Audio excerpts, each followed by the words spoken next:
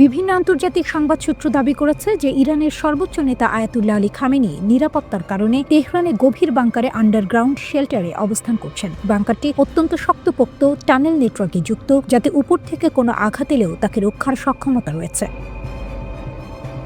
ইরানি নিরাপত্তা ও সামরিক কর্তৃপক্ষের মূল্যায়নে এখানে অন্যতম কারণ হল যুক্তরাষ্ট্রের সামরিক উপস্থিতি তীব্রভাবে বৃদ্ধি পাচ্ছে বলে ধারণা। খামেনির পুত্র মাসুদ খামেনি এখন তার বার্তা ও দৈনন্দিন দায়িত্ব সামলাচ্ছেন বলেও রিপোর্টে উল্লেখ আছে। এটি ইঙ্গিত দেয় যে পরিস্থিতি শান্ত নয়, বরং ঝুঁকিপূর্ণ। যুক্তরাষ্ট্রের সামরিক বর্ধিত উপস্থিতি, রণতরী, সৈন্য ও হুঁশিয়ারি। মধ্যপ্রাচ্যে বর্তমানে যুক্তরাষ্ট্রের নৌবহর যেমন USS Abraham Lincoln career strike group পৌঁছানোর পথে রয়েছে, তেমনি অন্যান্য এয়ার ডিফেন্স ব্যবস্থা ও স্থল বাহিনীর সরঞ্জামও সেখানে পাঠানো হচ্ছে বলে আশঙ্কা করা হচ্ছে। ট্রাম্প নিজেই বলেছেন, আমরা ইরানের দিকে বড় শক্তি পাঠাচ্ছি, হয়তো ব্যবহার করতে হবে না, কিন্তু প্রস্তুত রাখতে হবে। এটা শুধু যুদ্ধের ইঙ্গিত নয়, এটি মনস্তাত্ত্বিক যুদ্ধও বটে। শক্তি প্রদর্শন, শত্রুকে ভয় দেখানো, আর কোনো ভুল গণনা হলে তা থেকে সরে যাওয়ার সুযোগ না দেয়া। ইরানের কড়া প্রতিক্রিয়া, হুঁশিয়ারির ভাষা। ইরান ইতিমধ্যেই জানিয়েছে, যদি কোনো রকম সামরিক হামলা করা হয় তা পুরো দস্তুর যুদ্ধ হিসেবে বিবেচিত হবে। এমনকি রেভলিউশনারি গার্ড বলছে তাদের আঙুল ট্রিগারে প্রস্তুত। এটা কোনো সস্তা রাজনৈতিক ভাষা নয়, এটি ওই ধরনের ভাষা যা সাধারণত রাষ্ট্রীয় নিরাপত্তা ব্যবস্থায় তখনই শোনা যায় যখন পরিস্থিতি চরম সতর্ক পর্যায়ে থাকে। প্রতিবেদনে বলা হয়েছে যে ইরানের সিকিউরিটি টিম উচ্চ সতর্কতার কারণে খামেনিকে বাংকারে পাঠিয়েছে। এখানে তিনটি গুরুত্বপূর্ণ দিক। এক, এটা যুদ্ধের পূর্বাভাস নয়, বরং প্রতিরক্ষামূলক ব্যবস্থা। পৃথিবীর সব দিকেই রাষ্ট্রীয় নেতারা কখনোই সরাসরি বিপজ্জনক অবস্থানে থাকেন না যদি সেই ঝুঁকি দেখা যায়। দুই, এই ধরনের বাংকার সাধারণত থাকে ফৌজদারি ও বড় বিপর্যয় পরিস্থিতির জন্য। ইউরোপে দ্বিতীয় বিশ্বযুদ্ধের সময়েও নেতারা এই ধরনের শেল্টার ব্যবহার করতেন।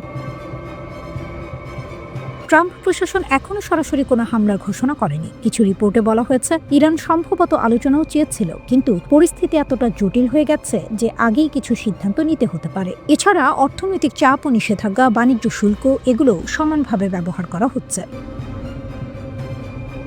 ইরানে হামলা চালানোর প্রস্তুতি শেষের কাছাকাছি আছে যুক্তরাষ্ট্র। এবার দেশটির ইরানে হামলা চালাবে বলে ধারণা করছে ইসরায়েল। তবে মার্কিন প্রেসিডেন্ট ডোনাল্ড ট্রাম্প এ নিয়ে এখনও চূড়ান্ত সিদ্ধান্ত নেননি। এ তথ্য জানিয়েছে ইসরায়েলি সংবাদ মাধ্যম চ্যানেল 12। তারা বলেছে, হামলার পর ইরান যে পাল্টা হামলা চালাবে সেটিরও প্রস্তুতি নিচ্ছেন মার্কিন সেনারা। চ্যানেল 12 জানিয়েছে, গত 8 মাসের মধ্যে মধ্যপ্রাচ্যে এবারই সবচেয়ে বড় সেনা ও যুদ্ধাস্ত্র জড়ো করছে যুক্তরাষ্ট্র, যার মধ্যে রয়েছে রণতরী USS Abraham Lincoln, guided missile destroyer এবং ক্রুজার। এর সঙ্গে আছে ফাইটার স্কোয়াড্রোনস এবং বাড়তি আকাশ ও মিসাইল প্রতিরক্ষা ব্যবস্থা। ইরানের হুমকিতে কি সত্যি চাপে পড়েছে যুক্তরাষ্ট্র? এই প্রশ্নটাই এখন ঘুরপাক খাচ্ছে বিশ্ব রাজনীতির অন্দরমহলে। কারণ একদিকে মধ্যপ্রাচ্যে বিশাল মার্কিন সামরিক শক্তি জড়ো হচ্ছে, আবার অন্যদিকে সেই শক্তির সবচেয়ে গুরুত্বপূর্ণ অংশ, একটি বিমানবাহী রণতরী, এখনও ইরানের আঘাতের সীমার মধ্যে পৌঁছায়নি। 23 জানুয়ারি ফক্স নিউজের এক প্রতিবেদনে বলা হয়, ইউএসএস আব্রাহাম লিঙ্কন বিমানবাহী রণতরী বহর এখনও মধ্যপ্রাচ্যে পৌঁছায়নি। যদিও এশিয়া প্যাসিফিক অঞ্চল থেকে সেটিকে বিশেষ নির্দেশে মধ্যপ্রাচ্যের দিকে পাঠানো হয়েছে, তবুও এখন পর্যন্ত এটি ওমান উপসাগরে প্রবেশ করেনি। এর অর্থ হল এই মুহূর্তে রণতরীটি ইরানে সরাসরি হামলা চালানোর অবস্থানে নেই।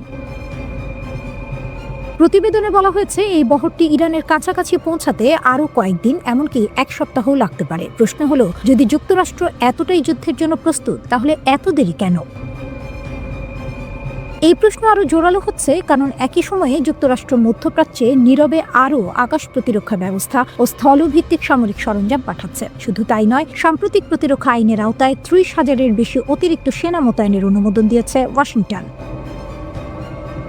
এদিকে যুক্তরাজ্যও বসে নেই। 23 জানুয়ারি ব্রিটেন কাতারের আল উদেইদ এয়ারবেজে টাইফুন যুদ্ধ বিমান মোতায়েন করেছে। অর্থাৎ পশ্চিমা জোট সামরিকভাবে প্রস্তুত হচ্ছে, এতে কোনো সন্দেহ নেই।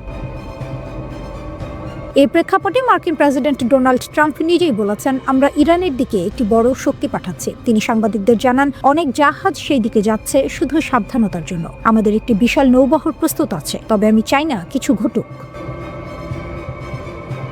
কিন্তু ট্রাম্পের কথার মধ্যেই আছে দ্বন্দ্ব। একদিকে তিনি যুদ্ধ চান না বলছেন, অন্যদিকে আবার হুঁশিয়ারি দিয়ে বলছেন ইরান যদি কোনো সীমা অতিক্রম করে তাহলে ভয়াবহ পরিণতি হবে। ইরানও এক চুল পিছু হচ্ছে না। যুক্তরাষ্ট্রের সামরিক তৎপরতা বাড়ার সঙ্গে সঙ্গেই ইরানের Islamic revolutionary guard corps IRGC কড়া ভাষায় হুঁশিয়ারি দিয়েছে। তারা বলেছে ট্রাম্প শুধু কথা বলেন কিন্তু ভুল পথে হাঁটছেন।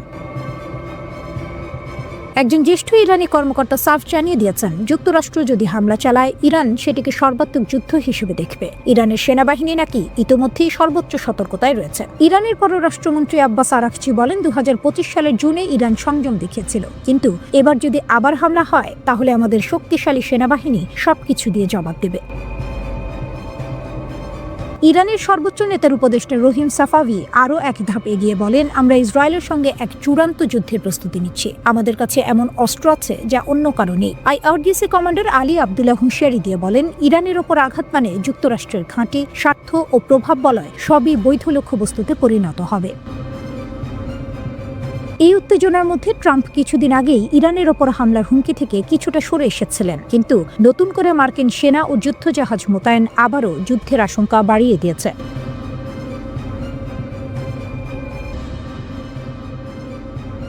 অনেক সময় যুদ্ধ ট্যাঙ্ক আর মিসাইল দিয়ে শুরু হয় না, যুদ্ধ শুরু হয় ইন্টারনেট দিয়ে। ইরান ও আমেরিকার চলমান চরম উত্তেজনার মধ্যে ঠিক এমনই এক প্রযুক্তিগত যুদ্ধ শুরু হয়েছিল। সামরিক আগ্রাসনের আগেই এই যুদ্ধে বড় ধাক্কা খায় যুক্তরাষ্ট্র। এই যুদ্ধে ওয়াশিংটন তাদের সবচেয়ে শক্তিশালী অস্ত্র হিসেবে মাঠে নামায় বিশ্বের শীর্ষ ধনী এলন মাস্ককে। পরিকল্পনাটা ছিল পরিষ্কার। ইরানে চলমান সরকার বিরোধী বিক্ষোভের সময় যখন আন্দোলন ছড়িয়ে পড়তে শুরু করে, তখন ইরান সরকার দেশ জুড়ে ইন্টারনেট ব্ল্যাকআউট জারি করে। উদ্দেশ্য একটাই, আন্দোলনকারীরা যেন অনলাইনে সংগঠিত হতে না পারে। আর ঠিক সেই মুহূর্তে ডিজিটাল নায়ক হয়ে হাজির হন এলন মাস্ক। ওয়াশিংটনের সবুজ সংকেত পেয়ে তিনি ঘোষণা দেন ইরানে স্টারলিংক স্যাটেলাইট ইন্টারনেট চালু করা হবে। আমেরিকার ধারণা ছিল ইরান সরকার ব্রডব্যান্ড মোবাইল ডেটা বন্ধ করলেও আকাশ থেকে আসা স্যাটেলাইট সিগন্যাল তারা থামাতে পারবে না। অর্থাৎ তেহরানের সেন্সরশিপের দেয়াল ভাঙতে স্টারলিংককে অস্ত্র হিসেবে ব্যবহার করা হবে। অনেকেই ভেবেছিলেন ইরানের মতো একটি দেশের পক্ষে আধুনিক স্যাটেলাইট ইন্টারনেট ঠেকানো সম্ভব নয়। কিন্তু এখানেই সবাই ভুল করেছিল। ইরান শুধু প্রস্তুতি ছিল না, তারা দেখিয়ে দিয়েছে প্রযুক্তিগত যুদ্ধে তারা কতটা এগিয়ে। ইরান সরকার কেবল ফিজিক্যাল ইন্টারনেট বন্ধ করেই থেমে থাকেনি, বরং তারা সরাসরি স্টারলিংক সিস্টেমকে অচল করে দেয়। কিভাবে? উত্তরটা হলো ইলেকট্রনিক ওয়ারফেয়ার। ইরানের সামরিক বাহিনী নির্দিষ্ট এলাকায় স্টারলিংকের ব্যবহৃত ফ্রিকোয়েন্সি জ্যাম করে দেয়। এর ফলে স্যাটেলাইট আকাশে থাকলেও মাটিতে থাকা টার্মিনালগুলো সিগন্যাল রিসিভ করতে পারেনি। স্টারলিংক চালাতে যে ডিশ বা টার্মিনাল দরকার, সেগুলো যখনই সিগন্যাল পাঠানোর চেষ্টা করেছে, ইরানের রেডিও ফ্রিকোয়েন্সি ট্র্যাকিং সিস্টেম সেগুলো শনাক্ত করে ফেলেছে। অর্থাৎ কে কোথায় স্টারলিংক ব্যবহার করছে তা ইরান আগেই বুঝে গেছে। ফলে শুধু ব্যবহারকারীরাই নয়, এই ঘটনায় অপ্রস্তুত হয়ে পড়ে আমেরিকাও। কারণ যে পরিকল্পনা নিয়ে স্টারলিংক নামানো হয়েছিল সেটাই কার্যত ব্যর্থ হয়ে পড়ে। বিক্ষোভকারীরা ইন্টারনেট না পেয়ে বড় আকারে সংগঠিত হতে পারেনি। ডিজিটাল সংযোগ ভেঙে পড়ায় আন্দোলনের গতি কমে যায়। এই ঘটনার মাধ্যমে একটি বিষয় খুব পরিষ্কার হয়ে যায়, ইরান কেবল আধুনিক মিসাইল আর ড্রোনের উপর নির্ভরশীল নয়, গত কয়েক দশকে তারা সাইবার সিকিউরিটি ও ইলেকট্রনিক ওয়ারফেয়ারে ব্যাপক বিনিয়োগ করেছে। ইসলামী বিপ্লবের পর থেকে নিষেধাজ্ঞা, চাপ আর বিচ্ছিন্নতার মধ্যেও ইরান নীরবে নিজেদের প্রযুক্তিগত সক্ষমতা গড়ে তুলেছে। আর সেই সক্ষমতার মুখে এলন মাস্কের মতো টেক জায়ান্ট এবং আমেরিকার মতো সুপার পাওয়ার একসঙ্গে দাঁড়িয়েও ডিজিটাল দেয়াল ভাঙতে পারেনি।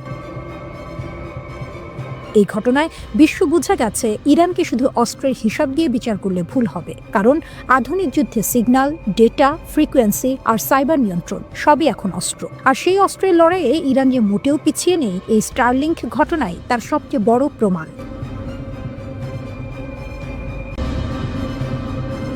ইরান এখন রুদ্ধশ্বাস এক সন্ধিক্ষণে দাঁড়িয়ে। রাস্তায় আগুন, স্লোগান, ভাঙচুর। আবার সেই রাস্তাতেই বিপরীত চিত্র, হাজার হাজার মানুষ রাষ্ট্রের পতাকা হাতে নেমে এসেছে সরকার ও সর্বোচ্চ নেতার পক্ষে। দেশ জুড়ে চলমান বিক্ষোভের মধ্যে ইরান কার্যত দুই ধারায় বিভক্ত। সরকারপন্থী সমাবেশে অংশ নেওয়া অনেকেই বলছেন তারা শুরুতে বিক্ষোভী ছিলেন, কিন্তু পরিস্থিতি যখন নিয়ন্ত্রণের বাইরে যেতে শুরু করে তখন তারা সরে দাঁড়ান। তাদের ভাষায় এটা আর প্রতিবাদ নেই, এটা বিশৃঙ্খলা। সেই বিশৃঙ্খলার মুখে তারা নিজেদের দায়িত্ব মনে করছেন দেশকে রক্ষা করা। রাষ্ট্রীয় টেলিভিশনে সম্প্রচারিত ভিডিওতে দেখা যায় তেহরান সহ একাধিক শহরে বিশাল জনসমাবেশ, মানুষ হাতে ইরানের পতাকা, সর্বোচ্চ নেতার ছবি, স্লোগানে মুখর রাজপথ, নেতৃত্বের প্রতি আনুগত্যের ঘোষণা। শক্ত অবস্থানে রাষ্ট্রযন্ত্র ও তার সমর্থকরা। এই অভ্যন্তরীণ উত্তেজনার মধ্যেই আন্তর্জাতিক মাত্রা যোগ করেছে ওয়াশিংটন। মার্কিন প্রেসিডেন্ট ডোনাল্ড ট্রাম্প প্রকাশ্যে হুঁশিয়ারি দিয়েছেন বিক্ষোভকারীদের ক্ষতি হলে যুক্তরাষ্ট্র কঠোর প্রতিক্রিয়া দেখাবে। তিনি দাবি করেছেন পরিস্থিতি খুব কাছ থেকে পর্যবেক্ষণ করা হচ্ছে। এর আগেও ট্রাম্প ইঙ্গিত দিয়েছিলেন সহিংসতা বাড়লে যুক্তরাষ্ট্র বিক্ষোভকারীদের পাশে দাঁড়াতে পারে। ইরান এই অভিযোগ সরাসরি নাকচ করেছে। দেশটির পররাষ্ট্রমন্ত্রী আব্বাস আরাকচি অভিযোগ তুলেছেন যুক্তরাষ্ট্র ও ইসরায়েল এই অস্থিরতার পেছনে জড়িত। তার দাবি শান্তিপূর্ণ আন্দোলনকে সহিংসতার দিকে ঠেলে দেওয়ার চেষ্টা চলছে। একই সুরে কথা বলেছেন প্রভাবশালী রাজনীতিক আলী লারিজানিও। তাদের বক্তব্য ভিতরের দুর্বলতাকে কাজে লাগিয়ে দেশকে অস্থিতিশীল করার চেষ্টা হচ্ছে। সর্বোচ্চ নেতা আয়াতুল্লাহ আলী খামেনি এক বিরল ভাষণে কঠোর অবস্থান স্পষ্ট করেছেন। তিনি বলেছেন রাষ্ট্র ধ্বংসের চেষ্টা সহ্য করা হবে না। তার ভাষায় ইসলামী প্রজাতন্ত্র ত্যাগের উপর দাঁড়িয়ে আছে এবং প্রয়োজন হলে নিজেকে রক্ষায় শক্তি প্রয়োগ করবে।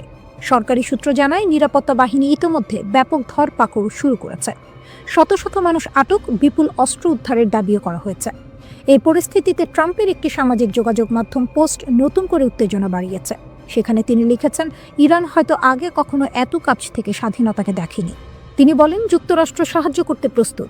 কী ধরনের সাহায্য তা স্পষ্ট নয়, কিন্তু তেহরানের কাছে এটি স্পষ্ট বার্তা, বিদেশি হস্তক্ষেপের ইঙ্গিত। বিক্ষোভ যখন টানা দ্বিতীয় সপ্তাহে, তখন সর্বোচ্চ নেতা সরাসরি ট্রাম্পকে আক্রমণ করেছেন। তিনি তাকে অহংকারী আখ্যা দিয়ে বলেছেন তার হাতে ইরানিদের রক্ত লেগে আছে। তিনি সতর্ক করেন, ইতিহাস বলে ক্ষমতার শীর্ষেই অনেক শাসকের পতন ঘটে। ইরানের রাষ্ট্রীয় গণমাধ্যমে দাবি করা হচ্ছে বিদেশি শক্তির মদদে পরিকল্পিত অস্থিরতা তৈরি করা হয়েছে। তাসনিম নিউজ জানিয়েছে 200 জনের বেশি সন্ত্রাসী সংগঠক আটক হয়েছে। গ্রেনেড থেকে শুরু করে আগ্নেয়াস্ত্র, বড় ধরনের অস্ত্রভাণ্ডার উদ্ধারের কথাও বলা হয়েছে। এর ফলে বিক্ষোভের তীব্রতা কমেছে। আইআরজিসিকে সর্বোচ্চ সতর্কতায় রাখা হয়েছে। সাধারণ সেনাবাহিনীর বদলে এই বাহিনীর ওপরই ভরসা করছেন সর্বোচ্চ নেতা, কারণ তাদের আনুগত্য প্রশ্নাতীত। একই সঙ্গে সক্রিয় করা হয়েছে ভূগর্ভস্থ ক্ষেপণাস্ত্র ঘাঁটি। বার্তা স্পষ্ট, ইরান প্রস্তুত দুই দিকেই। ভিতরের একদিকেই সর্বনাশ। ইরান যেভাবে ইসরায়েলিদের জালে ফাঁসালো, একটা বেনামি মেসেজ, একটা টেলিগ্রাম লিঙ্ক আর লোভনীয় অর্থের হাতছানি, এভাবেই ইরান ইসরায়েলের মাটিতে তাদের গুপ্তচর বৃত্তির জাল বিছিয়েছিল। আপাত দৃষ্টিতে নিরীহ ছোট ছোট কাজ দিয়ে শুরু, যা শেষ পর্যন্ত ইসরায়েলের জন্য বিশাল এক মাথা ব্যথার কারণ হয়ে দাঁড়িয়েছিল। কিন্তু আসল চমকটা লুকিয়ে ছিল অন্য কোথাও। 2024 সালের এপ্রিলে ইসরায়েলি ইরানের প্রথম ক্ষেপণাস্ত্র হামলার পর 30 জনেরও বেশি ইসরায়েলিকে ইরানি গোয়েন্দা সংস্থার সাথে কাজ করার অভিযোগে অভিযুক্ত করা হয়। এদের বেশিরভাগেরই গল্পটা প্রায় একই রকম। অজানা নম্বর থেকে আসা একটা মেসেজ, যেখানে সামান্য তথ্যের জন্য বা ছোটখাটো কাজের জন্য মোটা অঙ্কের টাকার প্রস্তাব। প্রথম দিকে কাজগুলো ছিল সহজ, যেমন কোনো পার্কের নির্দিষ্ট স্থানে কালো ব্যাগ পুঁতে রাখা হয়েছে কিনা তা পরীক্ষা করা। এর জন্য মিলত প্রায় 1000 মার্কিন ডলার। এরপর যখন লোভের পাল্লা ভারী হতে শুরু করলো, তখন এলো আরও বিপজ্জনক কাজের প্রস্তাব। আদালতের নথি থেকে জানা যায়, গত 1 বছর ধরে ইরানের এই গুপ্তচর বৃত্তির চেষ্টা খুব একটা ফলপ্রসূ হয়নি।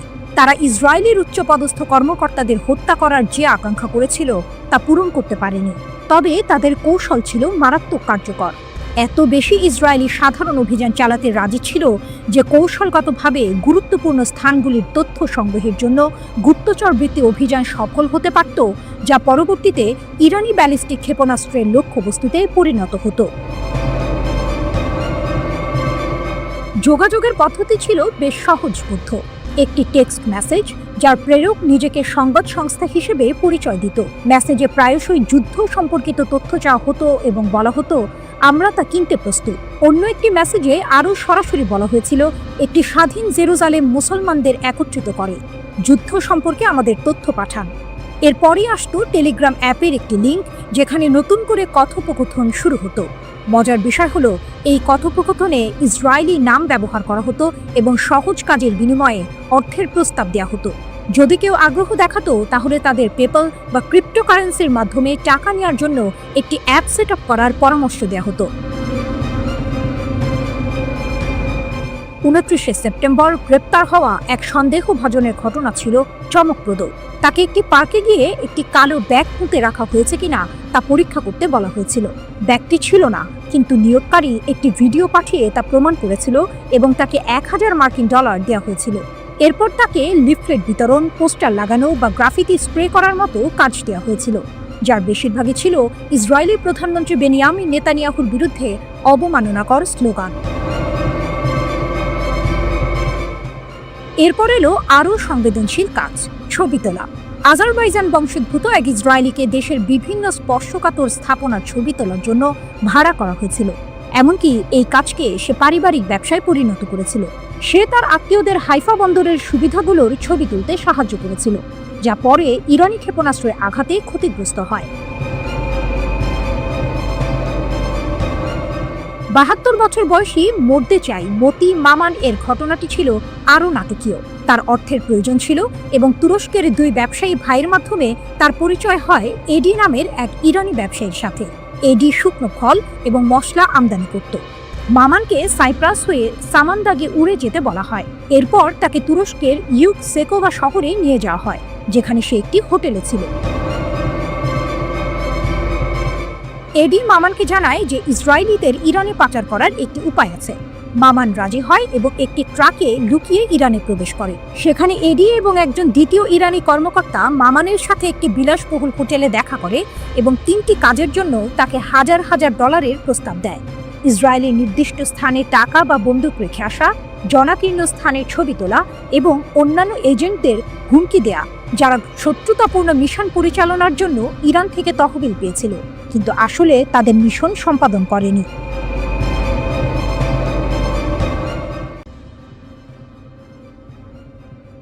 ইসরায়েলের সামরিক ঘাঁটিতে ইরানের ভয়াবহ আঘাত, স্যাটেলাইট তথ্যে চাঞ্চল্যকর মোড়। দীর্ঘ 12 দিনের সংঘাত শেষে ইসরায়েল দাবি করেছিল ইরানের ছোড়া প্রায় 84% ক্ষেপণাস্ত্রই প্রতিহত করা হয়েছে, কিন্তু স্যাটেলাইট চিত্র যেন ভিন্ন গল্প বলছে। টেলিগ্রামের এক প্রতিবেদন অনুযায়ী ওরেগন স্টেট ইউনিভার্সিটির গবেষকদের বিশ্লেষণ করা স্যাটেলাইট চিত্র থেকে জানা গেছে, গত মাসে ইরান অন্তত 5টি ইসরায়েলি সামরিক স্থাপনায় সফলভাবে আঘাত হেনেছে। এর মধ্যে রয়েছে উত্তর, মধ্য ও দক্ষিণ ইসরায়েলের গুরুত্বপূর্ণ লক্ষ্যবস্তু, এমনকি একটি গোয়েন্দা তথ্য সংগ্রহ কেন্দ্র এবং একটি লজিস্টিক ঘাঁটিও। রাডার স্যাটেলাইট ডেটা, লুকানো সত্যের উন্মোচন। এক চাঞ্চল্যকর তথ্য উঠে এসেছে রাডার স্যাটেলাইট ডেটার ভিত্তিতে। এই ডেটা ক্ষেপণাস্ত্র হামলার সাথে সামঞ্জস্যপূর্ণ বিস্ফোরণের ক্ষয়ক্ষতি স্পষ্টভাবে চিহ্নিত করেছে। ইসরায়েলি সামরিক বাহিনী কঠোর সেন্সরশিপ আইনের কারণে এই হামলার তথ্য আগে প্রকাশ করেনি। এমনকি যোগাযোগ করা হলে ইসরায়েলি সেনাবাহিনী এই বিষয়ে কোনো মন্তব্য করতে অস্বীকৃতি জানিয়েছে। ইসরায়েলি সামরিক সেন্সরশিপ আইন সক্রিয় সংঘাতের সময় সংবেদনশীল নিরাপত্তা তথ্য প্রকাশে কঠোর বিধিনিষেধ আরোপ করে, যা এই গোপনীয়তার মূল কারণ। বিমান প্রতিরক্ষা ব্যবস্থার দুর্বলতা, কৌশলগত বিপর্যয়। টেলিগ্রাফের প্রতিবেদন আরও বলছে, সংঘাতের প্রথম 8 দিনে ইরানের ক্রমবর্ধমান সংখ্যক ক্ষেপণাস্ত্র ইসরায়েলের বহুল আলোচিত বিমান প্রতিরক্ষা ব্যবস্থায় সফলভাবে প্রবেশ করেছে। বিশ্লেষকরা মনে করছেন, সীমিত ইন্টারসেপ্টর ক্ষেপণাস্ত্র সরবরাহ, ইরানের আরও উন্নত প্রযুক্তি অথবা আক্রমণ কৌশলের পরিবর্তনের কারণে এটি ঘটেছে।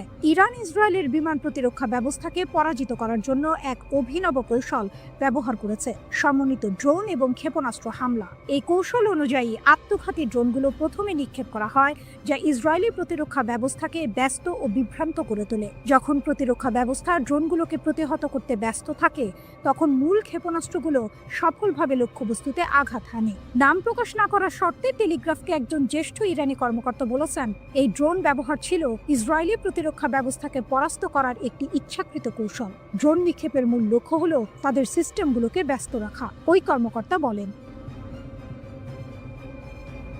সংঘাতের অপ্রত্যাশিত বাঁক, ইরানের প্রতিশোধ ও মার্কিন যুক্তরাষ্ট্রের হস্তক্ষেপ। 13 জুন ইসরায়েলি সরকার ইরানের বিরুদ্ধে বেআইনি আগ্রাসন শুরু করে, যার ফলে অনেক জ্যেষ্ঠ কমান্ডার, পারমাণবিক বিজ্ঞানী এবং সাধারণ নাগরিক নিহত হন। এর প্রতিক্রিয়ায় ইরান 24 ঘন্টারও কম সময়ের মধ্যে ক্ষেপণাস্ত্র ও ড্রোন হামলা চালিয়ে প্রতিশোধ নেয়। এরপর ট্রু প্রমিস 3 এর অধীনে ধারাবাহিক প্রতিশোধমূলক অভিযান চালানো হয়। যুদ্ধ আরও তীব্র হয় যখন 22 জুন মার্কিন যুক্তরাষ্ট্র ইসরায়েলের পক্ষে যুদ্ধে প্রবেশ করে। মার্কিন বোমারু বিমান আন্তর্জাতিক আইন লঙ্ঘন করে 3টি ইরানি পারমাণবিক স্থাপনায় আঘাত হানে। এর জবাবে ইরান আত্মরক্ষার জন্য কাতারের আল উদেইদ বিমান ঘাঁটিতে ক্ষেপণাস্ত্র হামলা চালায়, যা পশ্চিম এশিয়ার বৃহত্তম মার্কিন সামরিক বিমান ঘাঁটি। অবশেষে যুদ্ধবিধ্বস্ত ইসরায়েলি সরকার 24 জুন একতরফাভাবে একটি যুদ্ধবিরতি চুক্তি মেনে নিতে বাধ্য হয়।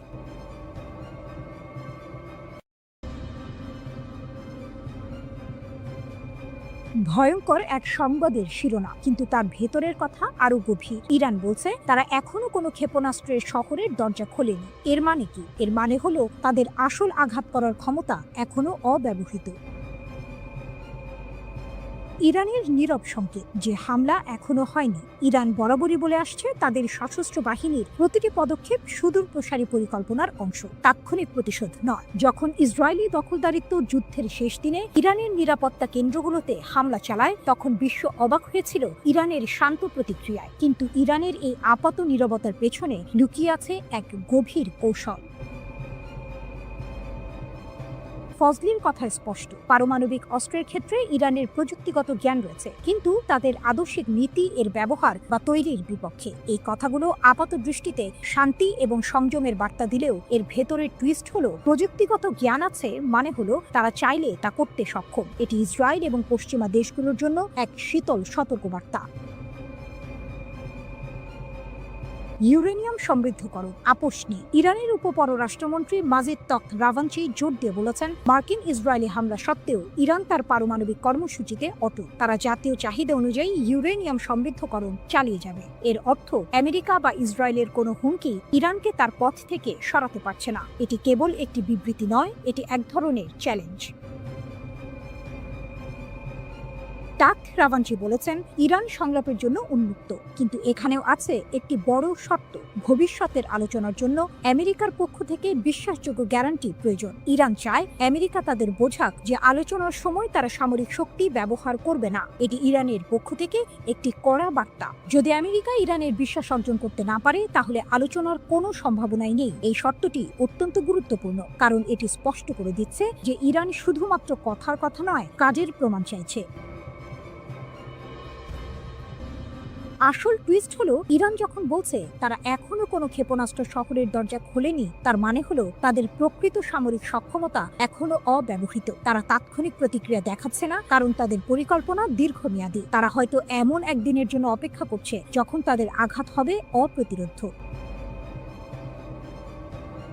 পারমাণবিক অস্ত্রের প্রযুক্তিগত জ্ঞান থাকা সত্ত্বেও তা ব্যবহার না করার কথা বলা, কিন্তু ইউরেনিয়াম সমৃদ্ধকরণ চালিয়ে যাওয়া, এই দুইয়ের মধ্যে একটি সূক্ষ্ম টানাপোড়েন রয়েছে। ইরান হয়তো বোঝাতে চাইছে যে তাদের ক্ষমতা আছে, কিন্তু তারা তা সংযত রাখছে। এই সংযমই তাদের সবচেয়ে বড় কৌশলগত অস্ত্র। তারা সংলাপের জন্য উন্মুক্ত, কিন্তু শর্ত দিচ্ছে আমেরিকার বিশ্বাসযোগ্যতার উপর। এর মানে ইরান দুর্বল নয়, বরং তারা চাইছে শক্তিশালী অবস্থানের ভিত্তিতে আলোচনা করতে। আগামী দিনে এই পরিস্থিতি কোন দিকে মোড় নেয় তা দেখার জন্য বিশ্ব অধীর আগ্রহে অপেক্ষা করছে। ইরান বলছে ইসরায়েলের সাথে যুদ্ধে ব্যবহৃত ক্ষেপণাস্ত্র শক্তির মাত্র 1/4। ব্রিগেডিয়ার জেনারেল আলী ফজলি দাবি করেছেন, সেজ্জিল ক্ষেপণাস্ত্র ইসরায়েলকে অবাক করে দিয়েছিল। তিনি জানিয়েছেন, ইরান বছরের পর বছর ধরে শত্রুর সাথে যে কোনো সম্ভাব্য সংঘর্ষের জন্য প্রস্তুতি নিচ্ছে।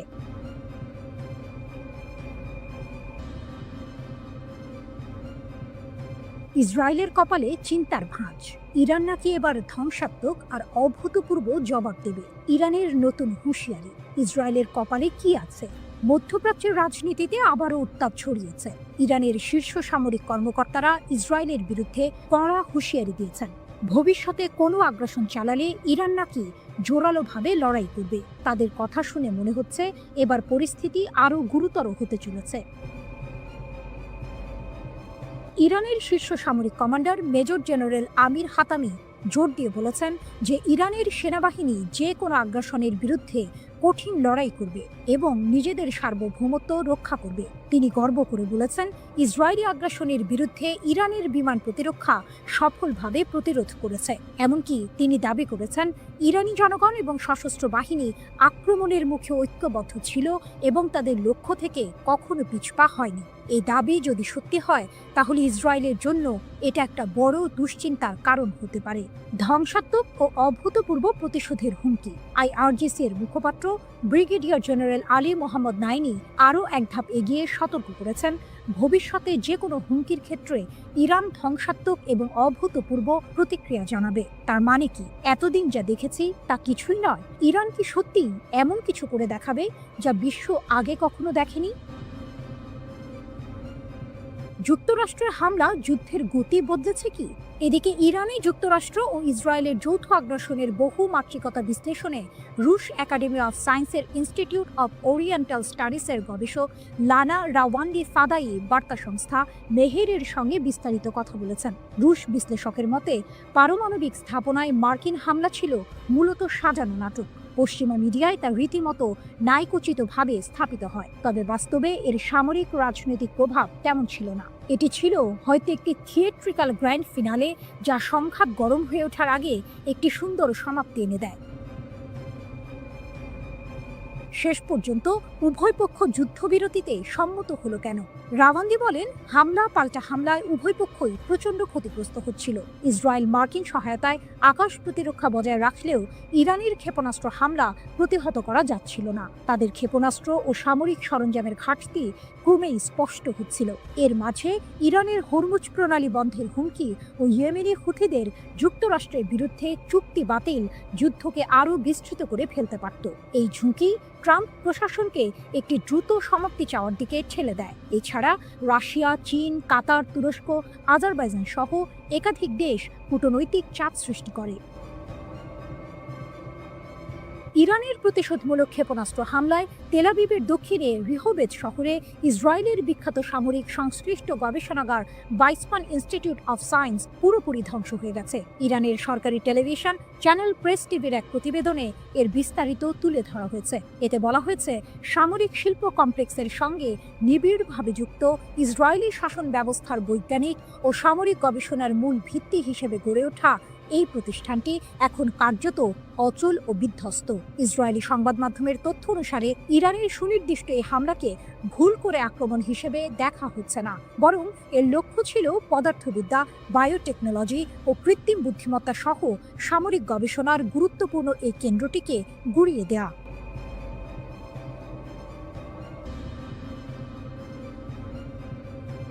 গরম খবর, আবারও উত্তপ্ত মধ্যপ্রাচ্য।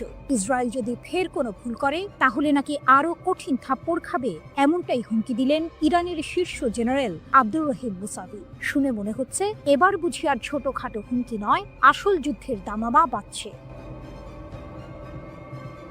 লেবাননের একটি টিভি চ্যানেলে দেওয়া সাক্ষাৎকারে ইরানের সশস্ত্র বাহিনীর প্রধান major general Abdur Rahim Musavi সরাসরি হুমকি দিয়েছেন ইসরায়েলকে। তার কথা পরিষ্কার, গত মাসে ইসরায়েল আর আমেরিকার হামলার জবাবে ইরান নাকি তাদের সব শক্তি ব্যবহার করেনি, অর্থাৎ যা হয়েছে তা নাকি ছিল শুধু ট্রেলার। যদি ইসরায়েল আবার একই ভুল করে তাহলে ইরান জাতি আর তাদের সেনাবাহিনী নাকি ইসরায়েলকে আরও কঠিন থাপ্পড় দেবে।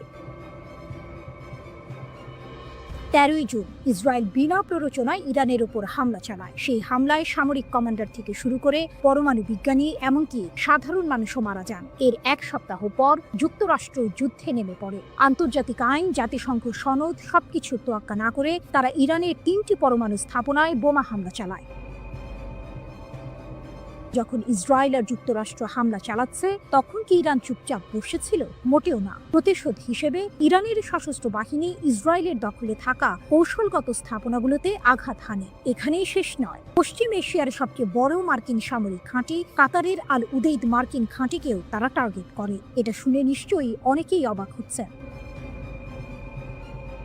ইরান এতদিন ধরে শুধু হুমকি দিয়ে আসছিল, কিন্তু এবার তারা সরাসরি পাল্টা হামলা চালিয়েছে। 24 জুন ইরান সফলভাবে প্রতিশোধমূলক অভিযান চালিয়ে ইসরায়েল এবং যুক্তরাষ্ট্রের হামলা বন্ধ করতে সক্ষম হয়। শীর্ষ জেনারেলের দাবি, ইসরায়েল নাকি যুদ্ধবিরতির জন্য অনুরোধ করতে বাধ্য হয়েছিল যাতে তারা নিজেদের গুছিয়ে নিতে পারে। এই তথ্য যদি সত্যি হয় তাহলে পরিস্থিতি কিন্তু আরো ঘোলাটে, কারণ এতদিন আমরা যা জেনে এসেছিলাম তার চেয়ে আসল চিত্রটি হয়তো আরো ভিন্ন।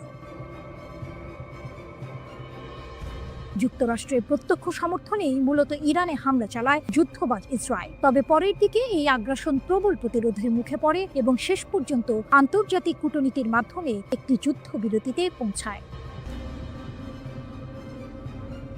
অপ্রকাশিত ক্ষমতা ও নতুন পর্যায়। মেজর জেনারেল মুসাভি আরও সতর্ক করেছেন, যদি যুদ্ধ দীর্ঘায়িত হয় এবং একটি নতুন পর্যায়ে প্রবেশ করে, তাহলে ইসরায়েল নাকি ইরানের এমন ক্ষমতা দেখতে পাবে যা এখনো কাজে লাগানো হয়নি। অর্থাৎ ইরান নাকি তাদের আসল শক্তি এখনো দেখায়নি। তিনি এটাও বলেছেন, বছরের পর বছর ধরে ইসরায়েল আর তাদের সমর্থকরা ইরানের ওপর আঘাত হানার জন্য শক্তি সঞ্চয় করে আসছে। তাদের উদ্দেশ্য হলো পরমাণু ইস্যুকে অজুহাত হিসেবে ব্যবহার করে ইরানকে বিভক্ত করা। কিন্তু ইরান তাদের মৌলিক নীতি থেকে কখনো সরে আসবে না, যার মধ্যে ফিলিস্তিন ও তাদের জনগণের প্রতি সমর্থনও রয়েছে। তাহলে কি ইসরায়েল আর ইরান আবারও একটি বড় যুদ্ধের দিকে এগোচ্ছে?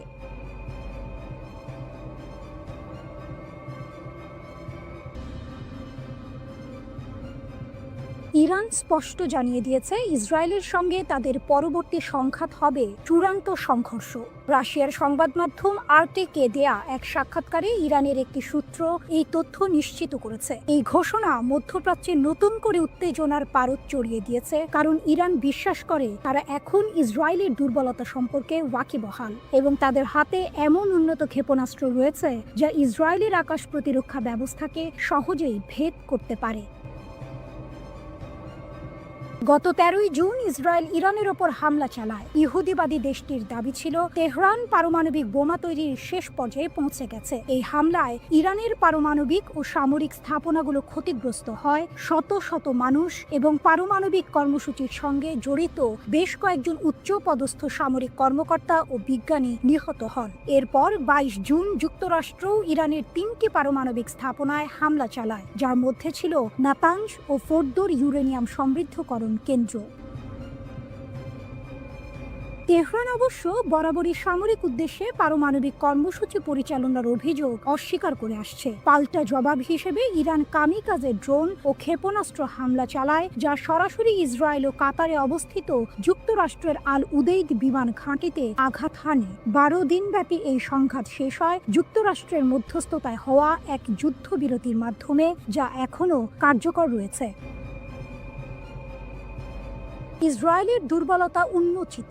আরটিকে দেওয়া মন্তব্যে তেহরানের সূত্রটি জানায়, সাম্প্রতিক উত্তেজনার সময় ইরান ইসরায়েলি শাসনের দুর্বলতা শনাক্ত করতে পেরেছে। এটি একটি চাঞ্চল্যকর দাবি যা ইসরায়েলের প্রতিরক্ষা সক্ষমতা নিয়ে প্রশ্ন তুলেছে। সূত্রটি আরও দাবি করে যে ইরানের কাছে এখনও নতুন প্রজন্মের হাজার হাজার ক্ষেপণাস্ত্র রয়েছে এবং যুদ্ধ শুরু হলে প্রতিদিন অন্তত কয়েকশো ক্ষেপণাস্ত্র ইসরায়েলের দিকে ছোঁড়া হবে। যদি এই দাবি সত্য হয়, তাহলে ইসরায়েলের আকাশ প্রতিরক্ষা ব্যবস্থার জন্য এটি এক বিশাল চ্যালেঞ্জ হবে। এমনকি উন্নত আয়রন ডোমও এত সংখ্যক ক্ষেপণাস্ত্র মোকাবিলায় কতটা সফল হবে তা নিয়ে সন্দেহ থেকেই যায়। এই সংঘাতের জন্য ইরান শুধু সামরিকভাবেই প্রস্তুত নয়, বরং অভ্যন্তরীণ সমর্থনও পাচ্ছে বলে দাবি করা হয়েছে। সূত্রটি জানায়, দেশের জনগণ এবং প্রবাসী ইরানিদের কাছ থেকে সরকার অভূতপূর্ব সামাজিক সমর্থন পাচ্ছে। এটি নিঃসন্দেহে তেহরানের আত্মবিশ্বাস বাড়াচ্ছে। যদিও ইরান জানে যে যে কোনো সংঘাতে যুক্তরাষ্ট্র ইসরায়েলের পাশে দাঁড়াবে, তবুও তেহরান এই চ্যালেঞ্জ মোকাবিলা করতে প্রস্তুত বলেও উল্লেখ করা হয়েছে। খামেনির দাবি ও ট্রাম্পের হুঁশিয়ারি। ইরানের সর্বোচ্চ নেতা আয়াতুল্লাহ আলী খামেনি তার সামরিক জবাবের বিষয়ে বলেন, ইসরায়েলি রাষ্ট্র কার্যত ধ্বংসপ্রাপ্ত ও নিষ্ক্রিয় হয়ে পড়েছিল। তার মতে, যুক্তরাষ্ট্রের হস্তক্ষেপ না হলে ইহুদিবাদী শাসন পুরোপুরি ধ্বংস হয়ে যেত। এটি ইরানের পক্ষ থেকে একটি বড় সড় দাবি যা ইসরায়েলের সামরিক সক্ষমতা নিয়ে গুরুতর প্রশ্ন তৈরি করে। অন্যদিকে যুক্তরাষ্ট্রের প্রেসিডেন্ট ডোনাল্ড ট্রাম্প হুঁশিয়ারি দিয়ে বলেছেন, তেহরান যদি পারমাণবিক কর্মসূচি চালিয়ে যায় বলে যুক্তরাষ্ট্র বিশ্বাস করে, তাহলে আরও হামলা চালানো হবে। ইসরায়েলের প্রধানমন্ত্রী বেনিয়ামিন নেতানিয়াহু ইরানের বিরুদ্ধে আরও হামলার সম্ভাবনা উড়িয়ে দেননি।